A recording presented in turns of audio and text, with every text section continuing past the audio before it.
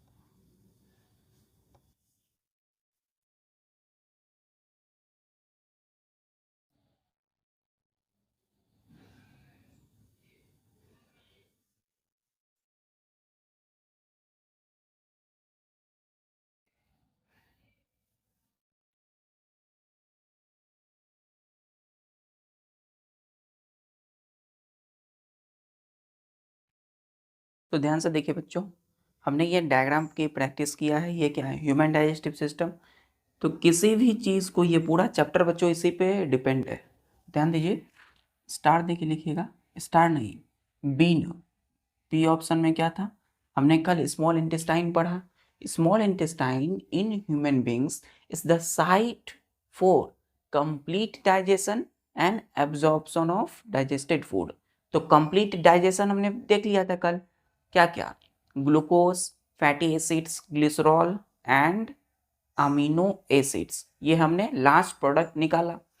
अब क्या होगा? जो भी तीनों थे अब वो ब्लड में जाएंगे। तो वही है एब्जॉर्प्शन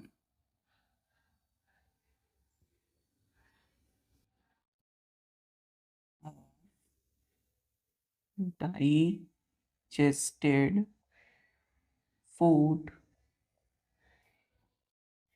लिखिएगा बच्चों इसमें एरो देके कि स्मॉल इंटेस्टाइन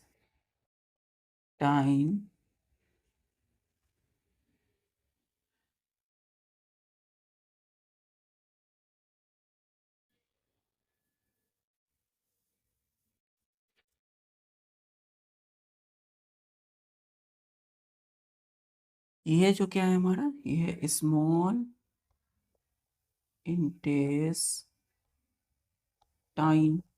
ठीक है, is specially adapted for absorb as absorption of digested food। क्या लिखा हमने कि ये जो स्मॉल इंटेस्टाइन है 7.5 metre long and narrow tube, कल पढ़ा हमने। तो ये स्पेशली एडेप्टेड है for absorption of digested food. मतलब स्मॉल इंटेस्टाइन ही वो मेन जगह है, मेन रीजन है जहाँ पर जो भी हमने खाया, जो भी फूड हमने खाया, वो फूड कंप्लीट डाइजेस्ट हो गया तो हमने उसको क्या बोला, DIGESTED, डाइजेस्टेड फूड। तो उस डाइजेस्टेड फूड का अब क्या होगा, ब्लड में जाना होगा, है ना। तो डाइजेस्टेड फूड जब ब्लड में जाते हैं, खून में मिल जाते हैं, तो उसे बोलते हैं एब्जॉर्प्शन। ठीक है, क्या बोलते हैं, एब्जॉर्प्शन।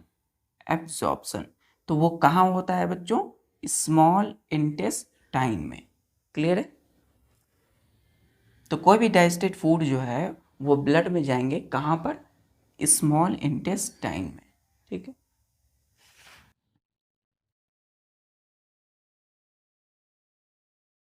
चलिए नोट कर लिए ये।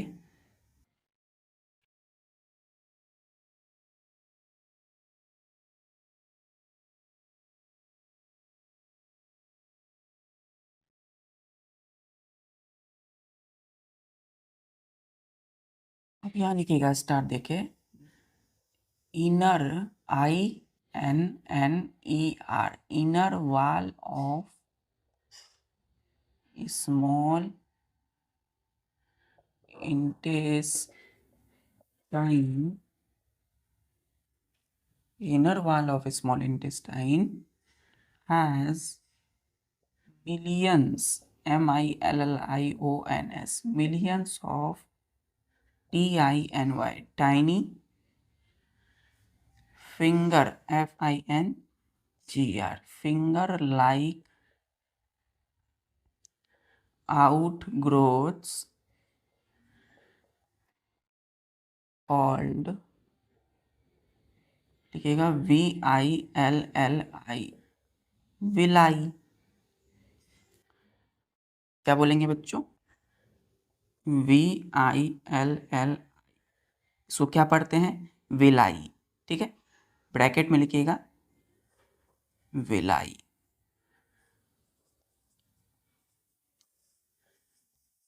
विलाई। ठीक है, तो VEE पहले पढ़ेंगे, VALEE, विलाई।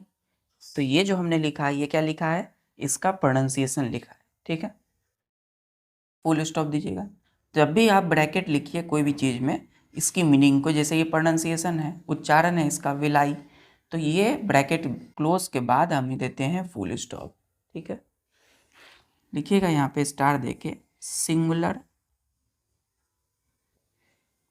यहाँ लिखिएगा प्लूरल। ठीक है, सिंगुलर में लिखिएगा VILLUS, विलस। ठीक है, अब विलस जो है ये सिंगुलर रूप है बच्चों, VILLUS। अब इसी का प्लूरल मतलब, ये सिंगुलर मतलब एक है, एक विलाई, अब प्लूरल मतलब होता है कई सारे, तो विलाई। ठीक है, तो जो विलाई वर्ड है ये क्या है, प्लूरल है। ठीक है, क्या है बच्चों, प्लूरल, और इसका सिंगुलर क्या होगा, विलस। ठीक है, विलस। स्पेलिंग देख रहे हैं, यहाँ डबल एल के बाद US है, यहाँ डबल एल के बाद I है। तो आखिर विलाई है क्या, देखिए, जो स्मॉल इंटेस्टाइन होते हैं ना,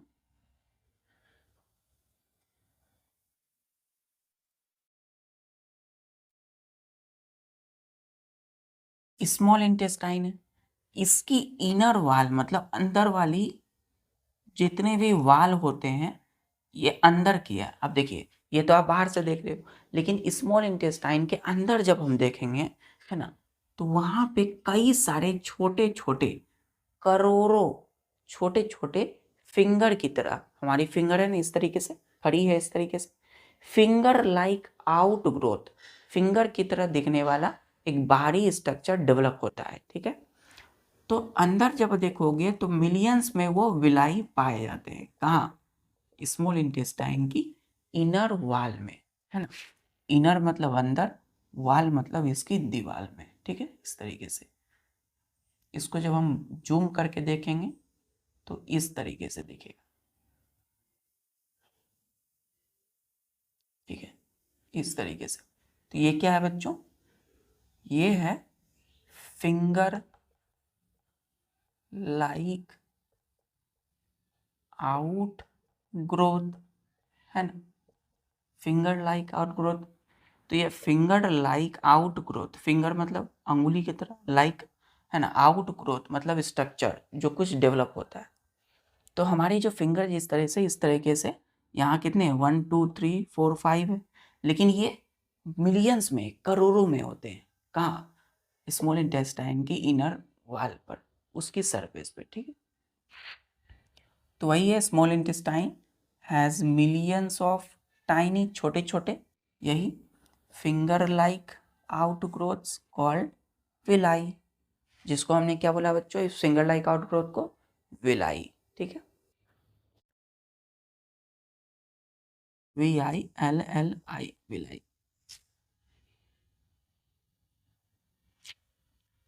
अगर हम इसमें से एक विलाई की बात करेंगे तो क्या बोलेंगे उसको, विलाई बोलेंगे या विलस बोलेंगे? उसको हम बोलेंगे विलस जब हम एक की बात करते हैं तो, और ये पांचों की बात करेंगे तो विलाई, ठीक।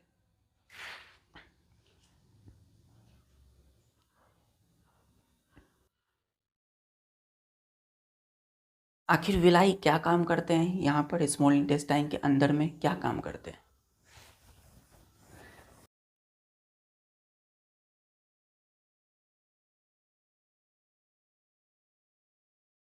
देखिएगा, स्टार देखिए कि villi gives inner surface of small intestine a very large surface area for rapid absorption of digested, चलिए इसको यहाँ लिख देता हूँ बच्चों, digested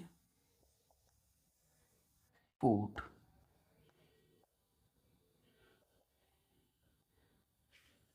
क्या बोला हमने कि आखिर ये जो मिलियन में करोड़ों विलाई यहाँ हैं, तो ये विलाई करते हैं क्या?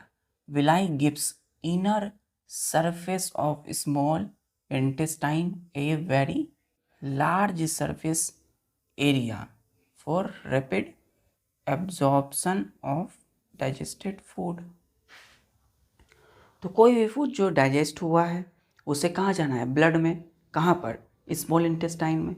अब स्मॉल इंटेस्टाइन की इनर वॉल के सरफेस पे क्या है? विलाई है, जो क्या देता है? ज़्यादा, वेरी लार्ज सरफेस एरिया। अब सरफेस एरिया क्या होता है बच्चों, ध्यान से देखिए। सरफेस एरिया का मतलब है जो एरिया है ना, जो सरफेस पे जितनी भी एरिया होती है, जैसे कि ये रोमाल है बच्चों, है ना, ये हैंकी है, तो इसकी ये वाली जो पोर्शन होगी ये क्या हो गया? इसका सरफेस एरिया है। मतलब अब ये इतना सरफेस एरिया, इसी का कुछ बड़ा होगा बच्चों हैंकी, तो उसका ज़्यादा होगा सरफेस एरिया। क्लियर है? तो जितना ज़्यादा सरफेस एरिया आप सुने होंगे उतनी ही ज़्यादा क्या होगा? एब्जॉर्प्शन होता है, कोई भी चीज़ सोख लेता है। जैसे आप कपड़ा खींचते हो, है ना, आप अपने स्कूल के ड्रेस को वॉश करते हो, आप उसे धूप में सुखाने के लिए देते हो, तो ध्यान से देखिएगा कि जब धूप होंगे उस समय कपड़ा जल्दी सूख जाता है ना, एब्जॉर्प्शन हो जाता है, इवेपोरेशन हो जाता है। अब वहीं धूप नहीं होगा तो नहीं होगा कि हीट नहीं मिला, तो सरफेस एरिया। अब आप कॉटन के क्लॉथ्स को, जैसे कोई सूती कपड़ा है, सूती कपड़ा क्या होता है? जल्दी सूख जाता है बच्चों। वही अगर वूलन क्लॉथ्स की बात करें, ऊन की कपड़े जो हम ठंड में पहनते हैं, वो कम, बहुत ज़्यादा देर लेते हैं सूखने में, है ना। तो वही है, कॉटन क्लॉथ्स में सरफेस एरिया क्या है बच्चों? ज़्यादा है उसमें, है ना, आसानी से हो जाता है। जैसे बच्चों कोई फर्श है ना, फर्श पे आप पानी गिरा देते हो, तो फर्श पे जो पानी गिराते हो वो क्या होता है बच्चों? वो जल्दी सूख जाता है ना।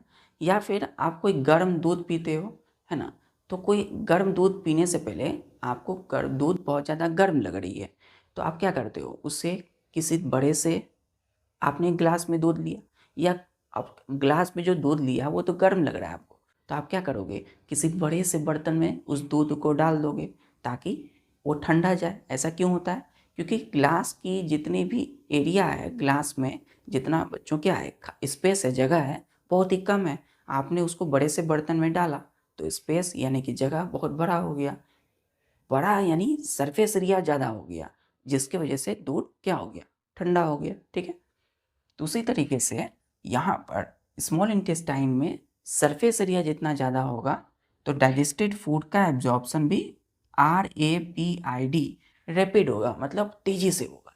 क्लियर है?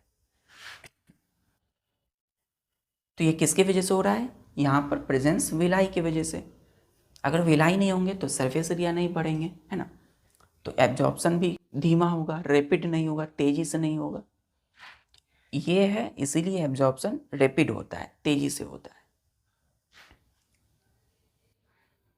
चलिए अब हम एक्चुअल मीनिंग समझते हैं, एब्जॉर्प्शन क्या होता है एक्चुअल में। ठीक है, क्लियर यहाँ तक?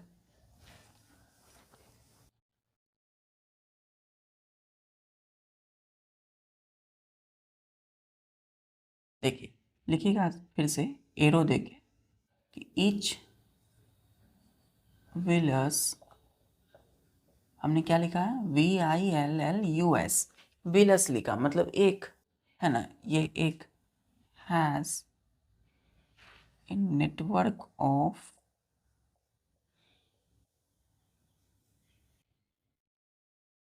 इन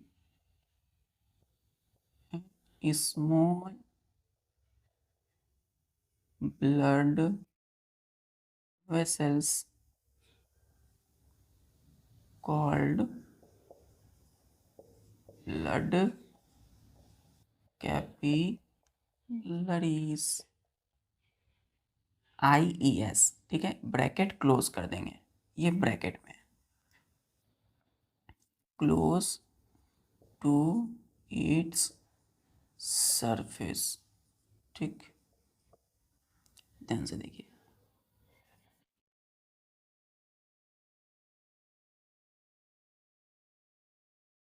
ये जो ना, ये जो हमने बनाया है ना, ये स्मॉल इंटेस्टाइन है। स्मॉल इंटेस्टाइन की अंदर वाली भाग, इनर वाली भाग, इनर वाल, इसको क्या बोलते हैं हम लोग, इनर, ये आई है बच्चों, इनर वाल, और वाल को हम लोग सरफेस भी बोल सकते हैं। ठीक है, तो इनर वाल या इसकी सरफेस पर, सरफेस का मतलब क्या होता है, सबसे पहली बात, ये जो वाइट बोर्ड है ये इसका क्या है, ये जिसमें हैंड, हाथ है हमारा, ये है सरफेस इसकी, है ना, इसके सरफेस पे हम लोग लिख रहे हैं, देख रहे हैं, इसको पढ़ रहे हैं। तो उसी तरह स्मॉल इंटेस्टाइन की जो वाल है अंदर वाली, उसको हम बोलते हैं सरफेस, इनर सरफेस या वाल। यहाँ पे क्या होगा, विलाई होगा इस तरीके से, है ना, कई सारे विलाई होंगे, करोड़ों, मिलियंस में। अब इसमें से एक विलाई की बात करें तो एक विलाई, इसमें से ये क्या है, ये विलस है ना, इस विलस के अंदर में, इस विलस के ऊपर, मतलब each villous has a network of thin, पतला पतला, स्मॉल ब्लड वेसल्स, है ना, जिसको हम लोग ब्लड कैपिलरी बोलते हैं, क्लोज टू इट्स सरफेस। ध्यान से देखिए, तो इसमें से एक विलाई जो होगा बच्चों, है ना, ये इसमें कई सारे क्या होते हैं, नेटवर्क होते हैं। किस चीज़ के नेटवर्क होते हैं, ब्लड वेसल्स के। ब्लड वेसल, वेसल क्या होता है, तो इसमें पतले पतले कई सारे छोटे छोटे ब्लड वेसल्स के नेटवर्क होते हैं। तो ब्लड वेसल होता है वो ट्यूब जहाँ पर ब्लड यानी हमारे शरीर के अंदर जो खून है वो फ्लो करते हैं। ठीक है, ऐसे समझिए जैसे कि ये बच्चों ध्यान दीजिए, ये एक ट्यूब है ना, तो इसके अंदर में ब्लड क्या कर रहे हैं, फ्लो करते हैं। ठीक है, ब्लड क्या करते हैं, फ्लो, जैसे मोटर है उसके अंदर बच्चों पानी, क्या मोटर की पाइप, उसके अंदर पानी जा रहे होते हैं, आ रहे होते हैं। उसी तरीके से ये है बच्चों आपका ब्लड वेसल। ठीक है, और इस ब्लड वेसल के अंदर में क्या है, ब्लड यानी कि खून है। तो ब्लड फ्लो कहाँ करते हैं, इसी ब्लड वेसल के अंदर में ये ट्यूब होता है। तो इसका नेटवर्क होता है, पूरा का पूरा जाल होता है, कहाँ, प्रत्येक विलाई में, मतलब इसमें से लेकर यहाँ से इस पूरे में क्या होगा, नेटवर्क होगा ब्लड वेसल्स का। या फिर हम इसको बोलते हैं ब्लड कैपिलरी का, ठीक है। कहाँ? तो क्लोज टू इट्स सरफेस, यानी इसकी जो सरफेस है ना, किसकी सरफेस, ये विलाई है ना, ये विलाई है, ये विलस है, तो विलस के सरफेस के बिल्कुल पास देख सकते हैं, है ना, ये देख सकते हैं, यही क्या है, ब्लड वेसल है, इसके अंदर ब्लड फ्लो करते हैं, तो एकदम सरफेस के एकदम पास पास होते हैं, ठीक है।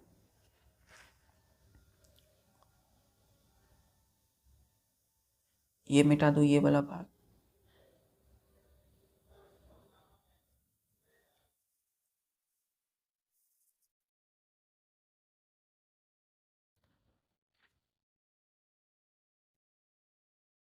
चल नेक्स्ट पॉइंट लिखिएगा कि जो सरफेस है, किसका सरफेस, तो ये विलाई का सरफेस, ये सरफेस, VILLI विलाई, तो surface of villi absorb the digested food materials into blood flowing through them called ABSORPTION absorption, ठीक है। तो ये सारा चीज कहाँ हो रहा है, इसी स्मॉल इंटेस्टाइन के अंदर में हो रहा है। तो अब बोला कि जो सरफेस है विलाई का, सरफेस ऑफ विलाई एब्जॉर्ब मतलब सोख लेते हैं द डाइजेस्टेड फूड मटेरियल्स को इनटू ब्लड में flowing through them call absorption. तो इसी में जो नेटवर्क है ब्लड वेसल का, ठीक है। तो विलाई की सरफेस जो है, जो भी डाइजेस्टेड फूड है वो कहाँ पर है, इनर वाल से सारा स्मॉल इंटेस्टाइन में कंप्लीट डाइजेस्टेड फूड है। तो विलाई की जो सरफेस है वो सारा डाइजेस्टेड फूड को खींच रहे हैं, एब्जॉर्ब कर रहे हैं, कहाँ, ब्लड वेसल्स में, ठीक है, इसी ब्लड वेसल में। तो ब्लड वेसल में जैसे जैसे डाइजेस्टेड फूड आ रहे हैं तो किससे मिल रहे हैं, इसके अंदर क्या है, ब्लड वेसल के अंदर ब्लड है ना, खून है, तो उसी खून और ब्लड में जा करके जो डाइजेस्टेड फूड है वो मिल जाएंगे, इसी को हमने क्या बोला, एब्जॉर्प्शन, ठीक है। तो ब्लड फ्लोइंग थ्रू देम मतलब इसी ब्लड वेसल जो इसके पास है बिल्कुल क्लोज, इसी के थ्रू इसके अंदर ब्लड है, तो ये ब्लड में चले जाते हैं, कौन, डाइजेस्टेड फूड।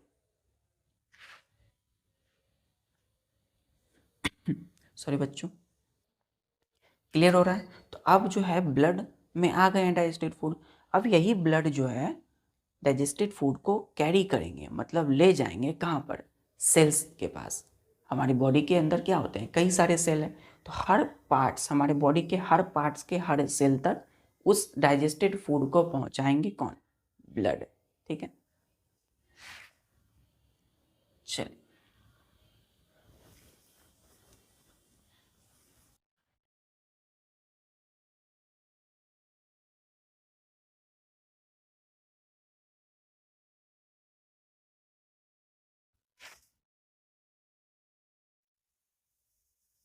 अब बच्चों लिखिएगा, ब्लड में आ गए तो blood carries absorb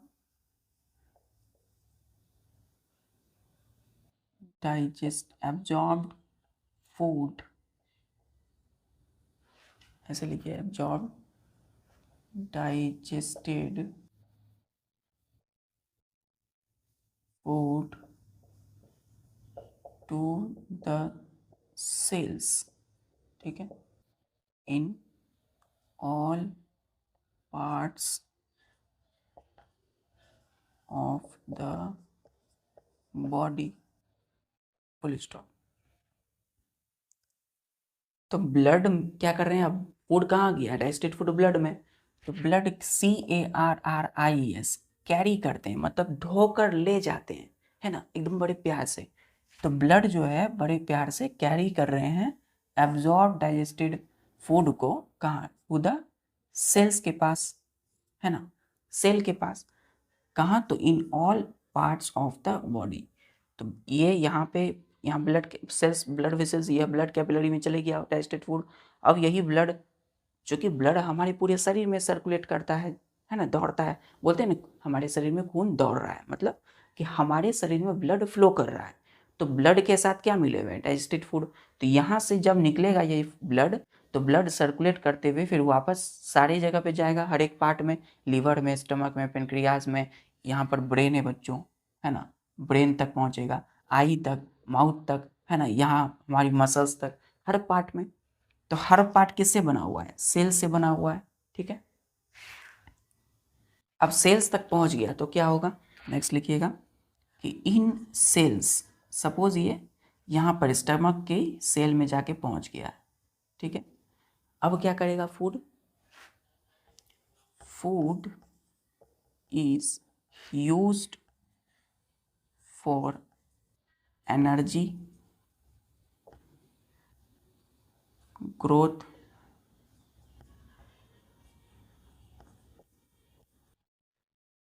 and repair, ठीक है।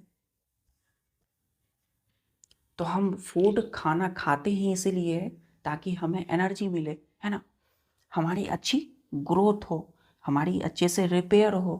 तो ये सब चीज़ क्या हम डायरेक्ट खाते हैं तो हो जाता है क्या, नहीं, इसमें बच्चों बहुत ज़्यादा समय लगता है। कितना समय, तो हमने पढ़ा था स्टमक में ही किसी फूड को चर्न होने में, डाइजेस्ट होने में 3 घंटे का समय लगता है, 3 to 4 आवर्स। आपने कुछ खाया तो 3 to 4 आवर, 3 घंटे का समय लगेगा। यहाँ से फिर वापस कहाँ जाएगा, फिर यहाँ से आगे बढ़ेगा स्मॉल इंटेस्टाइन में, कंप्लीट डाइजेस्ट होगा। तो एनर्जी और ग्रोथ, रिपेयर होने के लिए सेल्स में जब फूड पहुँचेगा, जो भी हमने खाया वो डाइजेस्ट होके, तो जो डाइजेस्टेड फूड पहुँचा उसका यूज़ करेंगे एनर्जी के लिए, ग्रोथ के लिए और रिपेयर के लिए।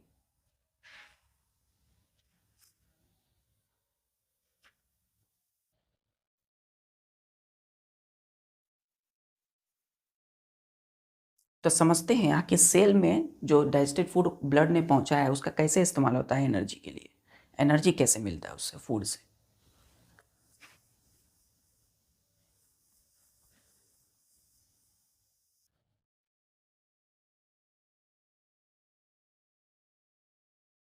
तो एग्जाम्पल लिखे लिखते हैं, एग्जाम्पल लिखिएगा। पहला, glucose breaks down in cells with help of OXYGEN, oxygen, to form carbon dioxide, comma दीजिएगा, EHS लिखेंगे, water, and release energy. Sorry बच्चों, क्लियर है। देखिए, तो हमने जो चपाती या राइस, चावल खाया उसमें क्या था, स्टार्च, कार्बोहाइड्रेट, वो हम पढ़े थे स्मॉल इंटेस्टाइन की कंप्लीट डाइजेशन में। तो क्या करता है, इंटेस्टिनल जूस उस स्टार्च, कार्बोहाइड्रेट को कंप्लीटली ब्रेक डाउन करता है, तोड़ देता है, किसमें, ग्लूकोज में। तो अब ये ग्लूकोज भी बच्चों टूटेगा, कहाँ, तो ग्लूकोज जो टूट कर आया है वो भी ब्रेक्स डाउन होगा इन सेल्स में, ठीक है। ग्लूकोज को सेल्स तक कौन पहुंचाया है, ब्लड, ठीक है। तो सेल में किसके मदद से टूटेगा, with the help of oxygen, oxygen आए, ग्लूकोज को तोड़ दिए, क्या बना, फॉर्म हुआ carbon dioxide, water, and release energy. इस तरीके से हमें एनर्जी मिल जाती है। तो जितना ज़्यादा आप राइस चावल खाते हैं, जितना ज़्यादा आप चपाती, है ना, आप रोटी खाते हो, आप ब्रेड खाते हो, या जो भी स्टार्च कंटेनिंग फूड खाते हैं, उससे क्या मिलती है? खूब सारा एनर्जी। क्लियर है? तो एनर्जी कैसे मिल रहा है देख रहे हैं। पहले ग्लूकोज को ब्लड ने सेल तक पहुंचाया, ठीक। ऑक्सीजन कहाँ से आया? जो हम सांसें लेते हैं, तो वो ऑक्सीजन भी ब्लड में मिल गया। क्लियर है? ब्लड के साथ मिल जाता है। और वही ऑक्सीजन और फूड ब्लड में रहते हैं, खून में हमारे। वो खून पूरी ब्लड हमारे शरीर के अंदर सर्कुलेट क्या होता है? सर्कुलेट कर रहा होता है और हर एक सेल तक पहुंचता है। सेल में ग्लूकोज देता है प्लस ऑक्सीजन, ये दोनों हो गए।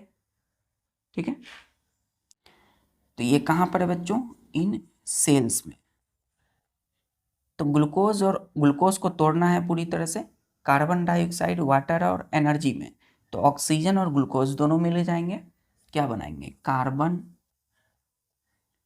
डाइऑक्साइड बनाएगा। ठीक है? यही कार्बन डाइऑक्साइड हम जब सांस छोड़ते हैं तो निकलता है हमारी बॉडी से बाहर।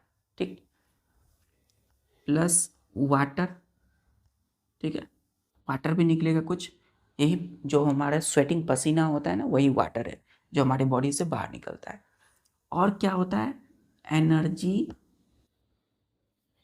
ये एनर्जी बच्चों, ENER, आर अच्छे से लिखेंगे थोड़ा, RGY, एनर्जी रिलीज। ठीक है? Energy release. ये दोनों तो शरीर से बाहर चले जाते हैं, लेकिन एनर्जी जो हो रही है, एनर्जी जो बन रही है, ये जाएगी बाहर नहीं। ये बॉडी हमारा इसका यूज करता है पढ़ाई करने के लिए, दौड़ने के लिए, खेलने के लिए, और भी कई सारी चीज़ों करने के लिए। ठीक है? तो देख रहे हैं किस तरह से फूड यानी ग्लूकोज जो है, ग्लूकोज से एनर्जी रिलीज हो रहा है, एनर्जी निकल रहा है ना। तो इतना जब होगा बच्चों, तब हमारे बॉडी को एनर्जी मिलेगा। क्लियर है? चलिए,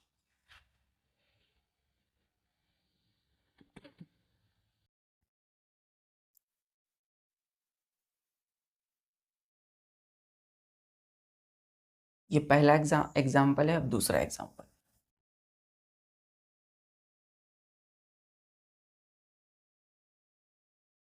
बताइए, और क्या बच गए जो सेल के पास आएंगे ग्लूकोज के अलावा?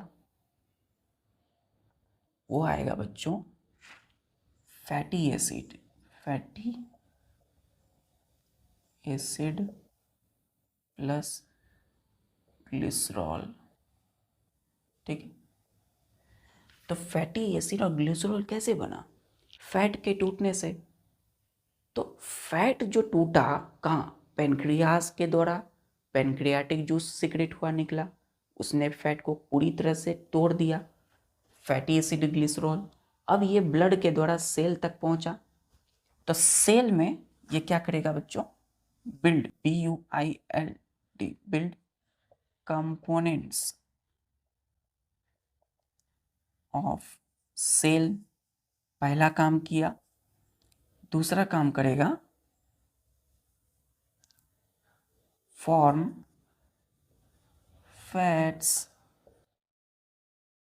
stored in body as food reserves। ठीक है?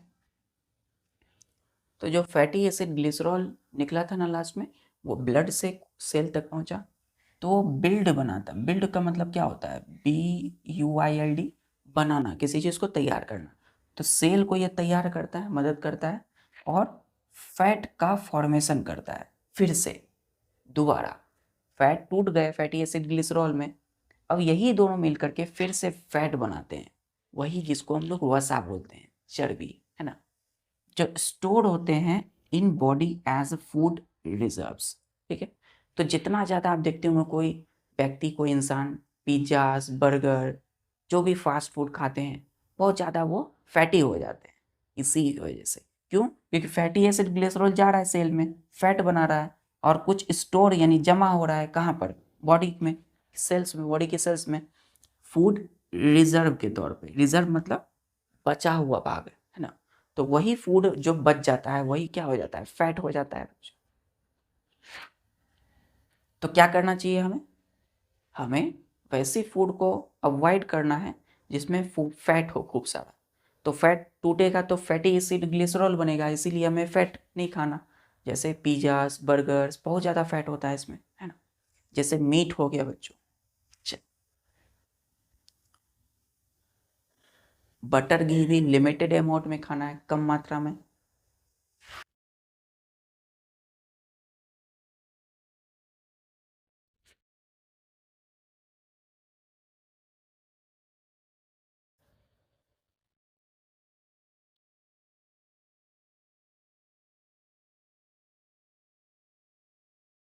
एक और बचा है प्रोटीन, जब टूटा तो अमीनो एसिड बना। अमीनो अमीनो एसिड भी तो पहुंचा ब्लड ब्लड के साथ, कहाँ, सेल तक।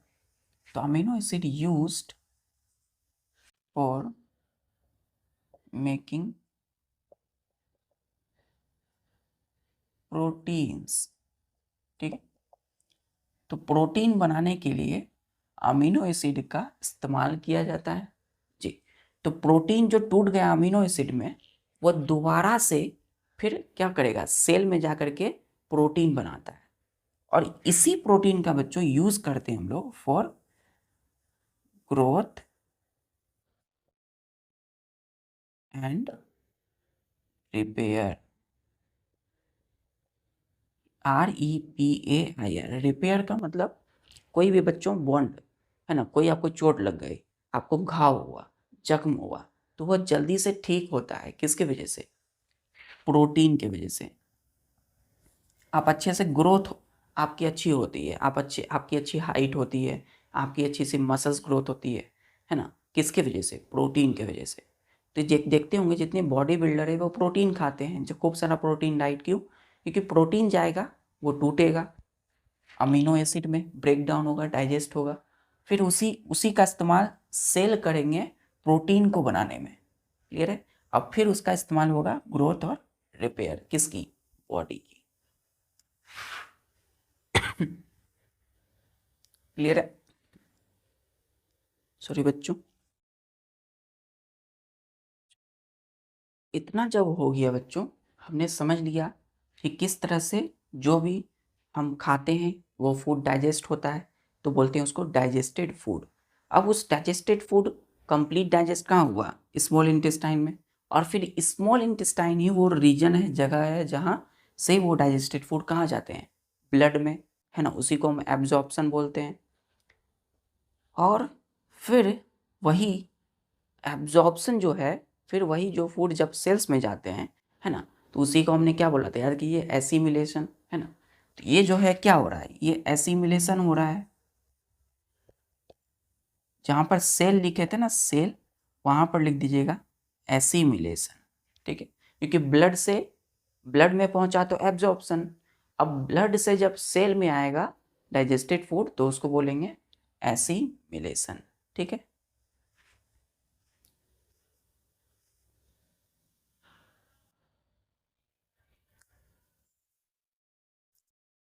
तो अब स्मॉल इंटेस्टाइन के बाद अब जो भी बचे खुचे फूड हैं जो अनडाइजेस्ट है, मतलब जो नहीं डाइजेस्ट हुए, जो टूटे नहीं अच्छे से, है ना, जो अच्छे से पचे नहीं, जिसको हम बोलते हैं, है ना, बोलचाल की भाषा में, जो डाइजेस्ट नहीं हुए, या फिर जो अनएब्जॉर्ब, जो ब्लड में नहीं गए, तो वैसे फूड कहाँ जाएंगे, तो वैसे फूड स्मॉल इंटेस्टाइन से निकल के यहीं से निकलते हुए आ जाते हैं लार्ज इंटेस्टाइन में, ठीक है।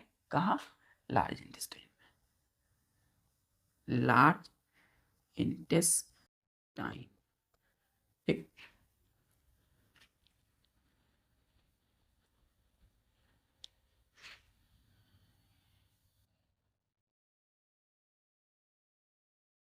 देखिएगा लार्ज, हेडिंग दीजिएगा लार्ज इंटेस्टाइन,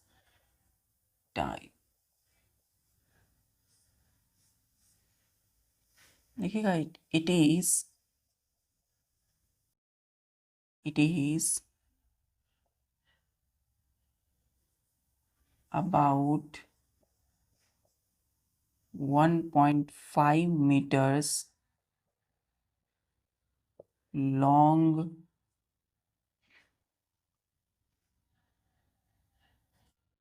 फुल स्टॉप दीजिएगा। तो अब लार्ज इंटेस्टाइन जो है हमने बोला था कि इसकी जो ये सरफेस होती है बच्चों, है ना, ये जो ट्यूब है ये स्मॉल से बहुत ज़्यादा चौड़ा है ना। तो ये इस लार्ज इंटेस्टाइन क्यों है, क्योंकि इसकी ट्यूब चौड़ा है, लेकिन ये स्मॉल इंटेस्टाइन से कितनी होते हैं, छोटे होते हैं, इसलिए इसको हमने बोला it is about 1.5 metres long. केवल 1.5 मीटर लॉन्ग होता है कौन, लार्ज इंटेस्टाइन, ठीक है। तो इतना बड़ा जो है क्या होगा, केवल लार्ज इंटेस्टाइन, लेकिन वही स्मॉल इंटेस्टाइन 7.5 मीटर, बहुत लंबा। नेक्स्ट लिखिएगा, it is called large intestine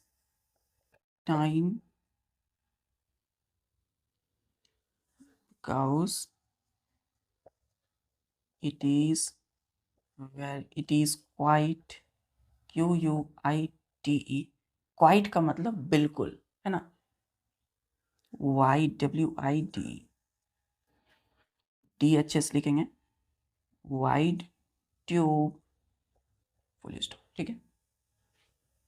दूसरा में हमने लिखा कि it is called large intestine, इसको लार्ज इंटेस्टाइन बोला जाता है क्योंकि because it is quite wide tube, कितना चौड़ा है ना, स्मॉल से।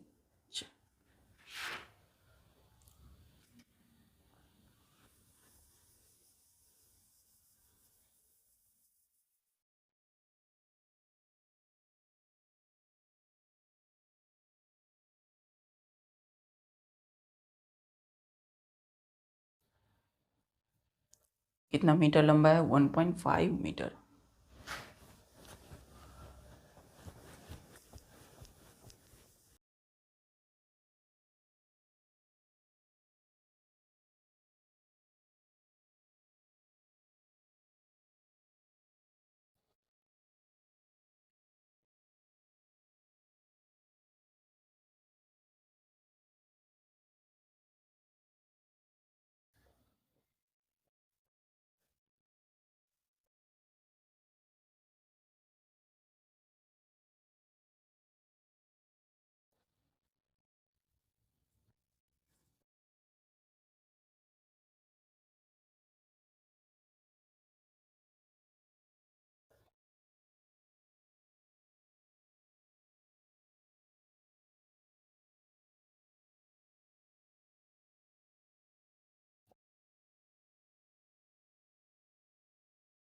अब क्या लिखा कि जो फूड है, the food that remain undigested, वैसे फूड जो नहीं पचे, अनडाइजेस्ट हो गए, है ना, डाइजेस्ट नहीं हुए, एन UN अन मतलब नहीं, अनएब्जॉर्ब हो गए, मतलब वैसे फूड जो डाइजेस्ट जब डाइजेस्ट ही नहीं होंगे तो ब्लड में भी नहीं जाएंगे, तो अनएब्जॉर्ब मतलब जो ब्लड में नहीं गए, ठीक है, वो पास हो जाएंगे फ्रॉम स्मॉल इंटेस्टाइन से कहाँ, इनटू लार्ज इंटेस्टाइन में।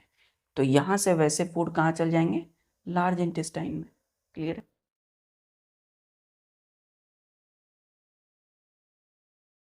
अब लार्ज इंटेस्टाइन में जो अनडाइजेस्टेड अनएब्जॉर्ब फूड गए हैं उसमें बच्चों कुछ वाटर होते हैं, पानी होते हैं, उस वाटर को लार्ज इंटेस्टाइन क्या करेगा, एब्जॉर्ब, सोख लेता है, ठीक है। स्मॉल इंटेस्टाइन से लार्ज इंटेस्टाइन।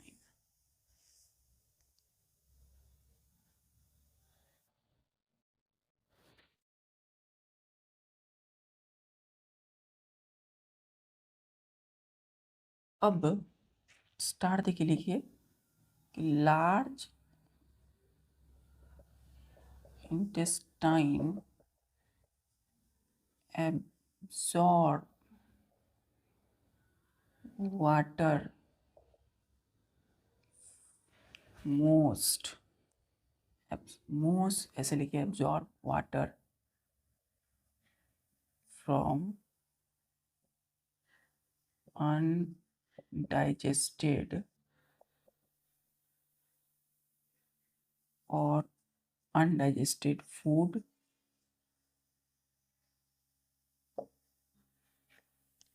तो लार्ज इंटेस्टाइन का काम क्या है कि जो बचे खुचे अनडाइजेस्टेड फूड हैं उनसे वाटर को एब्जॉर्ब करना, मतलब उनसे वाटर खींच लेना। ठीक है, खींच लिए वाटर तो क्या होगा, सो अनडाइजेस्टेड फूड, अनडाइजेस्टेड फूड को बच्चों हम ये भी कहते हैं वेस्ट मटेरियल। ठीक है, becomes semi solid, सेमी मतलब आधा, सॉलिड हो जाता है ना, कठोर सब। तो जब तक वाटर है तो पूरा थोड़ा लिक्विड है, वाटर को खींचा किसने, एब्जॉर्ब किया किसने, लार्ज इंटेस्टाइन। तो जो अनडाइजेस्टेड फूड है और वेस्ट मटेरियल, वेस्ट मतलब कोई जोड़ नहीं है बॉडी को, ठीक है, वो बिकम्स, BEC, ये क्या है बच्चों, बी है, बिकम्स सेमी सॉलिड, क्या हो गया, थोड़ा सख्त हो गए, सेमी सॉलिड हो गया, आधा सख्त।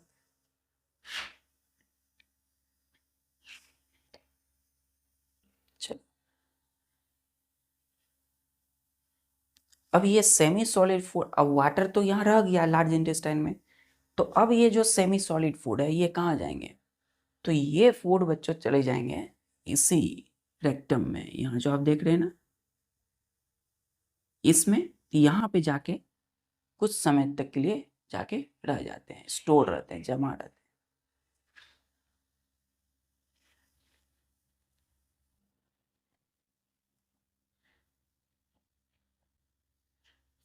देखिएगा एरो देखिए, semi solid undigested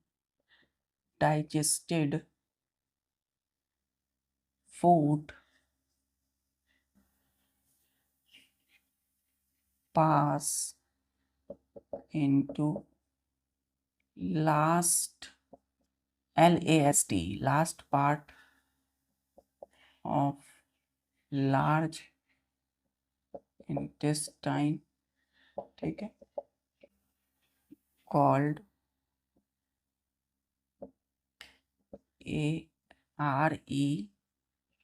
RECTUM, rectum, for some time। ठीक, तो यहां से वाटर बच गई, वाटर रह गया, तो सेमी सॉलिड अनडाइजेस्टेड फूड आकर के यहाँ पर कुछ देर के लिए रह जाते हैं। ये क्या है, सेमी सॉलिड फूड। ठीक, रेक्टम क्या है, लार्ज इंटेस्टाइन का लास्ट पार्ट होता है, लास्ट पार्ट है ना, ये फॉर सम टाइम, कुछ समय के लिए सेमी सॉलिड फूड यही रहते हैं। कब तक, तो जैसे ही यहाँ आता है बच्चों तो आपको अड़ जाती है और आप कहाँ जाते हैं, टॉयलेट जाते हैं, टॉयलेट जाते हैं तो ये सेमी सॉलिड फिर बाहर निकल जाता है, किसके जरिए, इस एनस के जरिए, है ना, तो एनस के जरिए बॉडी से बाहर चले गया।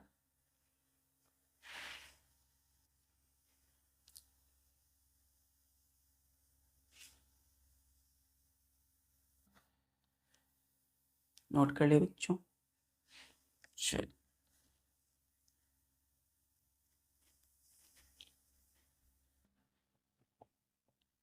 लिखिएगा इसमें एरो देके, व्हेन, जब, when we go to toilet,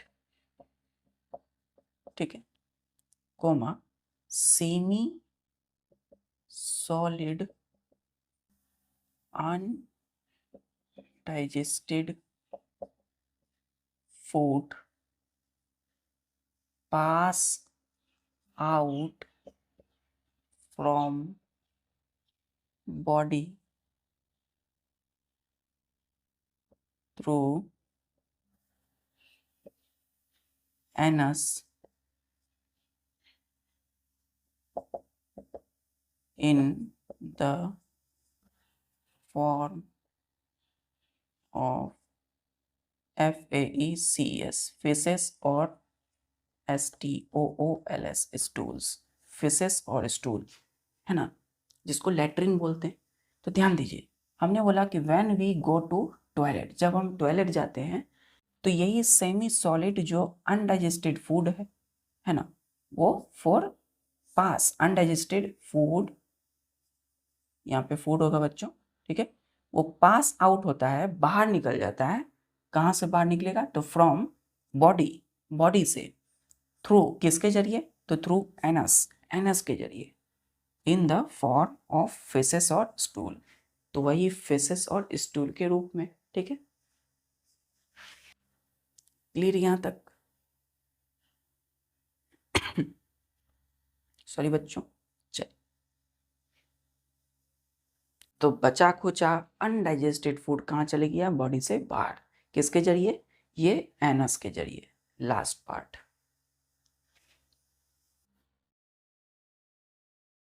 इसी को बोलते हैं हम लोग कॉल्ड EGESTION, पढ़ा था हमने, the process of removal of undigested food from the body called egestion, ठीक है। तो माउथ में हम इंजेशन करते हैं, है ना, माउथ में क्या करते हैं? किसी फूड को खाते हैं, लेते हैं, तो taking the food inside mouth called ingestion and the removal of undigested food called egestion. Clear?